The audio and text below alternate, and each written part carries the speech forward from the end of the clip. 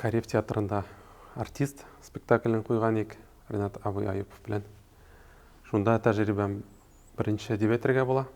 Әмәләкин аңа хәтлі мен киноға, видеоға музыкалар язайдым. Инде сюжетный форматта музыкалар эшлейдім. Тематик алып махсус спектакльға бұл инде мен икенче эшем деп әтірге бола. Мен өзім яш композитор деп әтірге бола инде. Башлап жіберіші. Әмі профессиональ білімім yok композиторлық бойынша. Музыкаль профессиональ білімім бар. Баян бойынша тәмамладым консерваторияны. Хам инде түрлі этно ойын құралларында ойнайым. Шуларына бірләп программада миналарына шкартып, ойын құралларын яздырып, өзім де ойнап, шуларына бардым инде.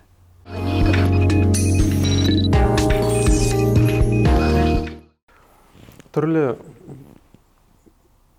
мақсатлар тұрған ие. Мәселен, анда шәжәрәні оқу. Шәжәрәні оқу өзінше айырым бір ритуал деп әтірге бола. Икенче ритуал исем қошу. Өзі бір ритуал. Хам инде сүннәт үзе бик зур ритуал инде. Хам бұл үш ритуалны Ренат абый шығарып көрсәтергә булды спектакльдә. Бұларны махсус музыкаль біз шундай суфишылық ислам компонентына негізленергә булдык. Монда дәф, курай, думбра кебек ойын құраллары кулланылды. Һәм инде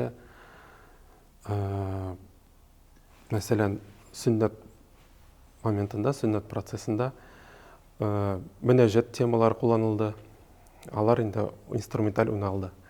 Һәм инде шул ислам ритмикларына нигезләнеп, ритмический рисункларына нигезләнеп эшләдек инде. Дәф, думбра, курай, алар инде бу спектакльнең нигезендә дип әйтергә була.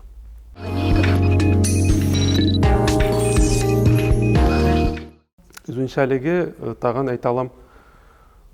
Минем яңгыраш заманча алымнар белән әзрәк саундтрек, кино форматлары кебек алымнар белән шул этно уен кораллары шагыла инде. Бу үзенчә шундай симбиоз, синкретизм. Һәм инде монда төрле художественный ут белән сценический максатларны шагылдырырга була инде.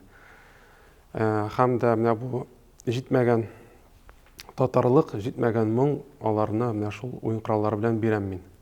Чөнки гади оркестровый берләр белән эшләгәндә күбесенчә бөтен мелизматикаларны, бөтен орнаментларны уен коралларына яздырып булмый, аларда бик матур яңгырамый.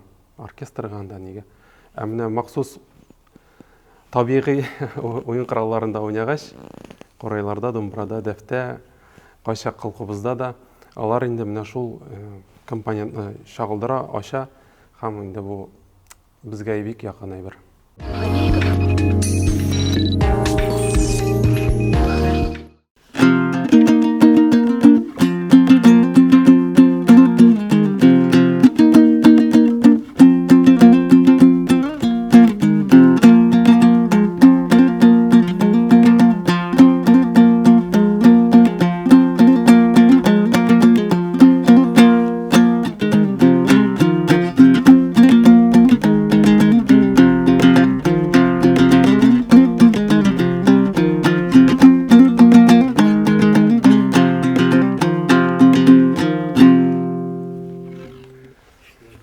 Бу сүннәт туе җыры булды. Үзем язган.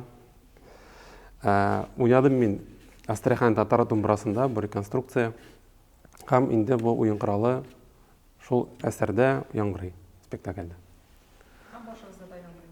Башымда да яңгырый. Әлбәттә, бабайның темалары күп, лирик темалары да бар, күңелле темалары да бар. Ләкин шул төрки дөньядан килгән, ислам дөньясыннан килгән батырлык, горурлык, ирлек шуннан киләдер. Менә бу безнең онытылган уен коралларыннан. Инде әйтергә мөмкин, каясың монда гармон, каясың монда баян, каясың монда безгә күнеккән моңнар, biz аны моң дип атайбыз инде. Авылда безнең әби, бабайлар, әти-әниләр ишетеп үскән. Әлбәттә, мин үзем баянчы, гармунчы буларак әйтәм, бу безнең катлам, айрым. Мин гомумән бу спектакльдә тирәнрәк алырга тырыштым.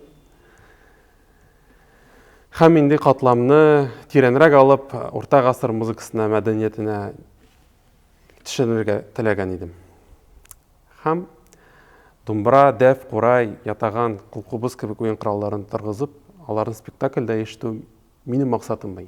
Аларны спектакльдә булдыру, аларны тамашачы бу уен коралларын үзләренә бүтәнчә ачуларын максат итеп куйган идем.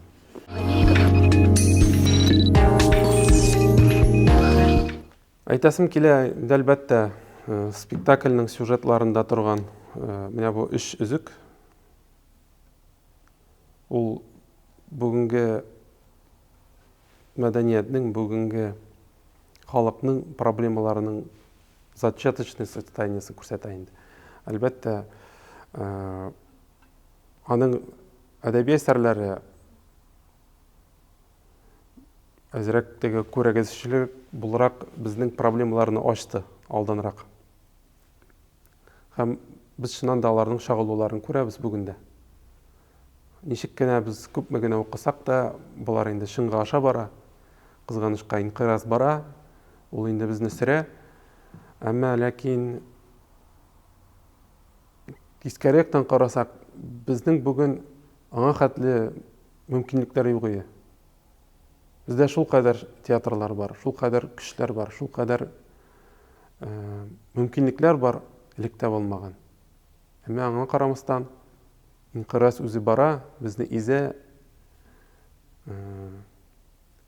необратимый процесс бер карасаң. Шул ук вакытта бүген менә бу Сөннәтче бабайда без шундый уен коралларын торгызып, әзрәк борынгы катламнарга нигезләнеп спектакльләр ясау үзе бер зур адым кебек. Моны инде мин әйтә алмыйм, сез әйтә аласыз. Спектакльне күреп карагач. Икеләтә сораулар барлыкка килә. Әлбәттә, туктамаска кирәк, безнең эш шул. Һәр кеше нинди максатларын куйган милләт өчен, гаилә өчендәме, үзе өченме, яисә иҗат кешесеме, гади генә эшче булса да, үзен татарлыгын онытмаса, без яшәрбез, Алла бирсә.